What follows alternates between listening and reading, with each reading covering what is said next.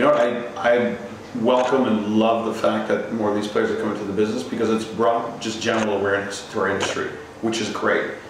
10 years ago, I started back in '99, but if I just take 10 years ago, if I go around a room and just talk about what I did, you know, renting a home, no one really knew what the hell I was talking about. It was a little weird almost when you talk about going to be at someone's house.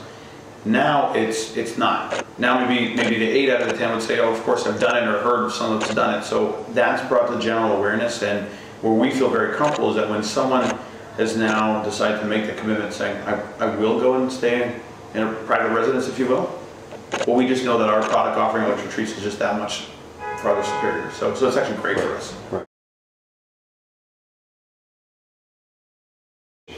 We see it as just being more and more the most important part of what we do, that as much as the HomeAways and the Airbnbs, I think, you know, hats off to them, done a very great job in their own respects. You know, and then the product as far as the UX, let's say from an Airbnb perspective, but where, you know, we think that our offering really finds the right niche in the business is that you're still left to the vacation roulette, that when I get onto either of those sites and some other ones, I don't really know what I'm going to get all the way through. I know they try to use through community and so forth, but us, we're really building a brand, and our brand is really to say, from when I'm researching to when I then leave my vacation, we want to make sure that we're delivering on that. We can control that experience, if you will. So the curation, if you will, as an example, we're not trying to tout that we have 700,000 properties. We have 2,500 properties today, but we've handpicked every single one. So we're really doubling and tripling down on that aspect, where in our consumer space, so we're on the higher end part of the market, time is absolutely the most valuable part. They may only have a week or 2 weeks vacation. We want to really make sure that we can control that aspect of the business. And therefore, the whole curation, going down, inspecting the properties and so forth, we think is the most important part for our little business.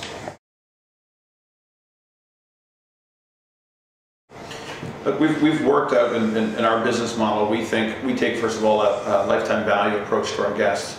So, I mean, early on, without even running the metrics, I just knew that this needs to be done.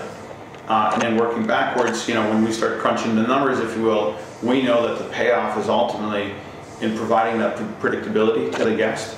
We're going to harness essentially a long-term relationship with the guest, and therefore the profitability. So we don't look at it, sure, maybe sometimes a transaction, not every single one is maybe the most profitable or even profitable, but when we look at an aggregate level, we look at the lifetime of one of our guests, it's you know, we see it will be very profitable. I think the flaw with the membership base is number one. We feel like if I went to go to a Four Seasons, I don't need to become a member. So why require me to upfront something when I just don't see there's really an added benefit. The perceived benefit is that you're going to get access to, you know, a portfolio of homes that no one else would have access to and so forth, where really the reality is you're going to be trapped, if you will, into a membership base where you're going to have a real serious problem during peak. So where the issue is for all of those, I think, services is that if you want to travel during March break or President's Week or Christmas, New Year's, you know, all the Thanksgiving, that's where they fall short. Mm-hmm. So you're going to be, if you're 2,000 people in a club and you've got 200 homes, I mean, it's simple math. I mean, there's you know, 10 to 1 on one of those properties. It's just a matter of time where it doesn't work. And that's really what the challenge is on those offerings, mm-hmm. where our platform is a lot more scalable. You might have 2 homes in St. Parts with one of their services. We have 180 some homes in St. Parts. So we're very scalable from that front. It's really a la carte, which basically means you might only need a 2-bedroom on one trip and then a 7-bedroom on another trip. Most of these platforms won't allow that kind of flexibility because their model is really baked in, saying only a certain price point, only a certain size, and that's what really works. So you couldn't go a little more extravagant if you wanted to for one of the trips. Some of these models wouldn't work out for you. I think it's more and more what we see in the space is curation. You know, that's really what I've seen is a lot more on the curation, a lot more on the focus on the brands and brand affinity as well too. So I think what's more and more important on that is the service and how people. I mean, the money's there to be spent. It's just that people want to have that, lack of better words, a guarantee or the predictability. So we really see that that's really, I wouldn't say the trend, just that's a very strong signal in the space. Right. The challenge overall in travel is because people are used to consuming things in a certain way, whether it be how they purchase airfare or hotels. So there's a certain way where they normally try to go to a bunch of different websites, let's say online, to see if they get the best deal, or they want to go and read reviews to make sure it's going to be okay. So those are areas that, as much as we're looking to build the brand, so Luxury Retreats, it is going to be the best. It's still not, our awareness is not there of a Hyatt or of a Four Seasons or of a, pick another brand.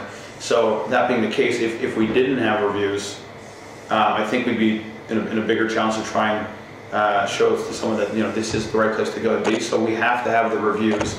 You can't not be on TripAdvisor, as an example, wouldn't make much sense nowadays.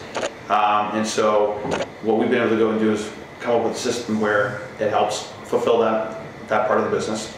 And we get a really high fill rate from our guests. And we use it for internal too, so even from the compensation side of things within our staff, a big component of that is on the satisfaction level of our guests. We've made that across the board.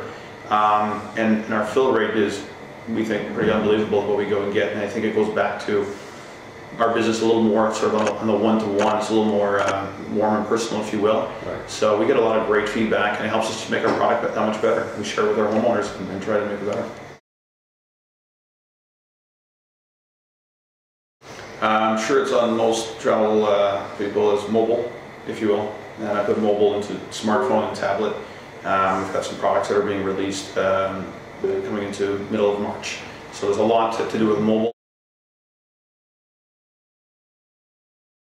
It is for us today. I think it's probably a little bit different for on the hotel side, but again, it's still I look at the phone for us as, you're waiting in line at the bank and you're going to kind of research a little bit of information, but planning a trip like what we do, a vacation rental, it's a little bit more involved. We think it's the tablet that you're sitting on the sofa at night watching TV, and it's right. More that way you're consuming.